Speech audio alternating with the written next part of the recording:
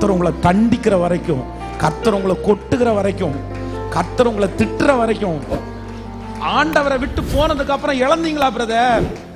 நீங்க இன்னும் ஆண்டவருடைய அன்பை விட்டு தூரம் போல. ஆண்டவரை விட்டு நீங்க போனதுக்கு அப்புறம் நீங்க இழந்துட்டீங்களா?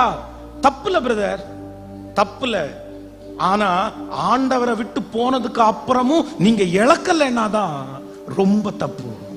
நீங்க இவ்வளோ பெரிய தப்பு பண்ணியும், இவ்வளோ பெரிய காரியத்தை பண்ணியும் உங்களுக்கு ஒரு பிரச்சனையும் வரலையா, ஒரு தண்டனையும் வரலையா? அப்பதான் நீங்க கவனிக்கணும். ஏன் அப்படின்னா பைபிள் சொல்லுது, அவர் நேசிக்கிற புத்திரனை கடிந்து கொண்டு சிட்சிக்கிறார். கர்த்தருடைய சிட்சையை அற்பமா எண்ணாதே. அவர் நம்மை கடிந்து கொள்ளும் போது சோர்ந்து போகாதே.